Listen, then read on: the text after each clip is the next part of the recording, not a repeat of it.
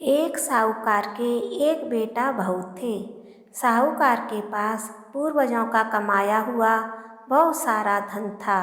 दोनों कुछ काम नहीं करते, उसी धन संपत्ति से अपना गुजारा करते थे। जब बहू गाय को रोटी देने नीचे जाती तो उसकी पड़ोसन पूछती, बहू क्या खाकर आई है? तब वह कहती, ठंडी बासी खाकर आई हूँ। एक दिन साहूकार के बेटे ने यह बात सुन ली और उसने अपनी माँ को सारी बात बताई और पूछा, माँ तू रोज़ गरम गरम खाना परोसती है, तब भी तेरी बहू पड़ोसन से ठंडी बासी खाकर आई हूँ, ऐसा क्यों कहती है? तब माँ ने कहा, बेटा मैं तो चारों थालियाँ एक समान लगाती हूँ, पर यदि तेरे को विश्वास नहीं हो तो कल अपनी आँखों से बंद कर सो जाना और अपनी आँखों से देख लेना। दूसरे दिन बेटे ने तबीयत खराब होने का बहाना बनाकर लेट गया। उसने देखा उसकी पत्नी ने खीर खांड का गर्मा गर्म भोजन किया। रोजाना की तरह वह नीचे उतरी। पड़ोसन ने पूछा, बहू क्या खाकर आई है? उसने वही रोजाना वाला जवाब दिया, ठंडी बासी तरबासी। तब उसके पति ने उसका हाथ पकड़ लिया और पूछा, अभी तो तू गरम गरम खाना खाकर आई है, फिर झूठ क्यों बोला? तब उसको पत्नी ने कहा, ये धन न तो आपका कमाया हुआ है और न ही आपके पिताजी का। अगर इसी तरह से धन खर्च करते रहे तो एक दिन गरीब हो जाएंगे। उसके पति को पत्नी की बात बुरी लगी और वह प्रदेश चला गया। उसकी पत्नी 12 महीने की चतुर्थी व्रत किया करती थी। उसके पति को प्रदेश में रहते हुए 12 बरस बीत गए। तब चौथ माता विनायक जी ने सोचा, अब इसके पति को बुलाना चाहिए, नहीं तो इस कलयुग में हमें कौन मानेगा, कौन पूजेगा। चौथ माता लड़के के सपने में जाकर बोली कि तू घर चला जा, तेरी पत्नी तुझे बहुत याद करती है। तब उसने कहा, हे चौथ माता, मेरा कारोबार फैला हुआ है, इस तरह छोड़कर नहीं जा सकता। तब चौथ माता ने कहा, कल प्रातः स्नान ध्यान से निवृत्त होकर पूजन कर घी का दीपक जलाकर चौथ माता विनायक जी भगवान का नाम लेकर बैठ जाना, हिसाब हो जाएगा। देने वाले दे जाएंगे, लेने वाले ले जाएंगे। उसने सुबह उठकर वैसा ही किया और उसका सारा कारोबार एक दिन में ही सिमट गया। जब वह घर जा रहा था तो रास्ते में एक सर्पराज अपनी 100 वर्ष की आयु पूर्ण करके जलने जा रहा था। उसने सोचा सर्पराज जल जाएंगे, सिसकार दिया। तभी सर्पराज ने कहा, हे पापी दुष्ट, मैं तो अपनी सर्प योनि से मुक्ति पाने जा रहा था, तूने मुझे क्यों तिरस्कार दिया? इसलिए मैं तुझे ढसूंगा। तब वह लड़का बोला, हे सर्पराज, तुम मुझे अवश्य ढस लेना, बस मैं एक बार मेरी माँ और पत्नी से मिलना चाहता हूँ। आप कल रात मुझे ढस लेना। जब पति घर आया तो बहुत उदास था। माँ और पत्नी से मिला और अपने कमरे में जाकर सो गया। उसकी पत्नी बहुत चतुर थी। उसने पति के मन की बात जानकर पहली सीढ़ी पर दूध का कटोरा रख दिया, दूसरी पर बालू मिट्टी बिछा दी, तीसरी पर फूल की पंखुड़ियाँ बिखेर दी, चौथी पर इत्र छिड़क दिया, पांचवी पर गुलाल बिछा दिया, छठी पर मिठाई रख दी, सातवीं पर कीड़ियों के लिए सत्तू डाल दिया और अपनी चोटी नीचे लटकाकर कमरे का दरवाज़ा खुला छोड़कर सो गई। सर्पराज आए, दूध पिया, खूब बालू में किलोल किया। बोले, साहूकार के बेटे, तूने सुख तो बहुत दिया, पर बचनों से बंधा हूँ, ढसूंगा तो अवश्य। सातों पीढ़ियों पर उसने ऐसा ही कहा। जैसे ही वह ढसने लगा, चौथ माता और विनायक जी ढाल और तलवार बन गए और सर्पराज के 4 टुकड़े कर दिए और सीढ़ियों पर खून ही खून हो गया। सर्पराज की पूंछ का टुकड़ा लड़के की जूती में गिर गया।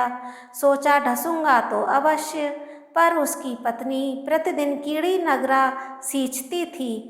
चींटियों ने सोचा इसकी पत्नी हमें हमेशा शक्कर आटा खिलाती है, इसलिए इसकी रक्षा करनी चाहिए। और सभी चींटियों ने मिलकर उसकी पूंछ को खोखला कर दिया।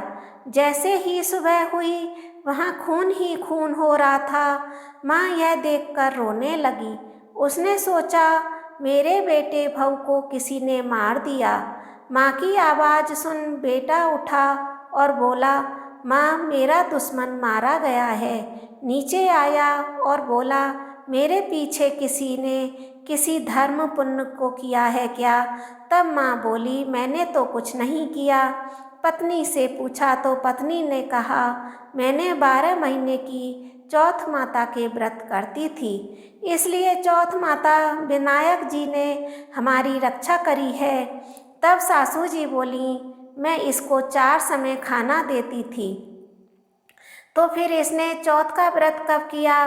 तब बहू बोली, 1 समय का खाना गाय को खिलाती थी, 1 समय ब्राह्मणी को देती थी, 1 समय का जमीन में गाड़ देती और 1 समय का चौथ माता का पूजन कर चांद को अर्घ देकर स्वयं खाती थी। यदि विश्वास नहीं हो रहा तो पूछ लो।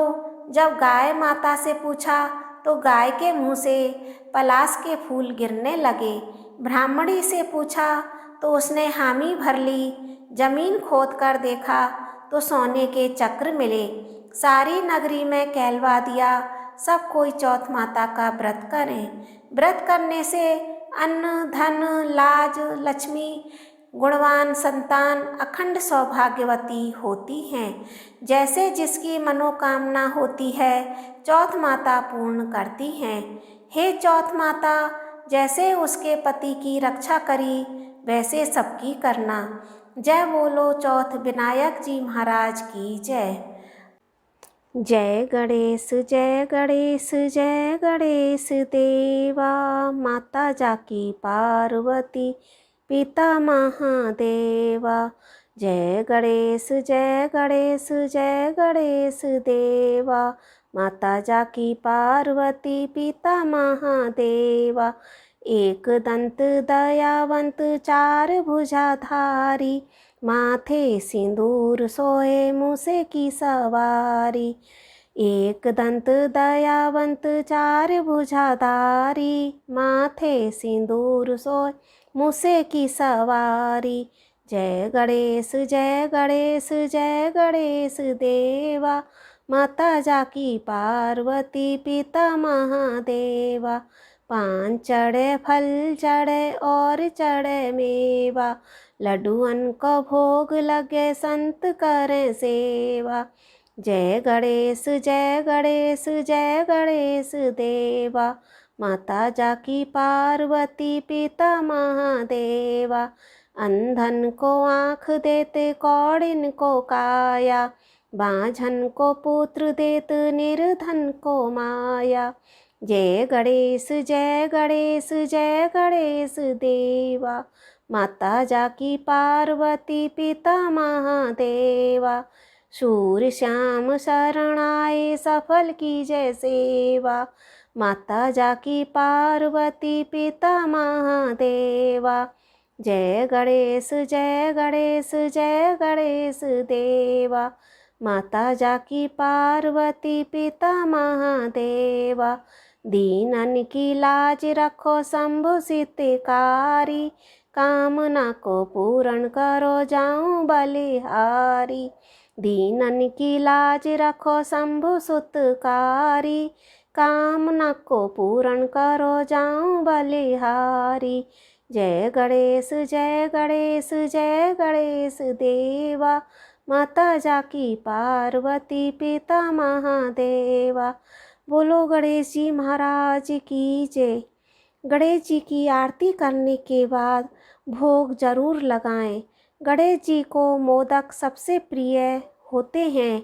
उनको मोतीचूर के लड्डू, नारियल वाले चावल के लड्डू, पूरन पोली, केले का सीरा, हलवा आदि का भी भोग लगा सकते हैं। जैसे आपको हमारी यह स्टोरी पसंद आई है, लाइक करें, अधिक से अधिक शेयर करें। जिससे सभी भक्तजनों को हमारी यह वीडियो सभी को लाभ पहुंचा सके। जय श्री कृष्णा।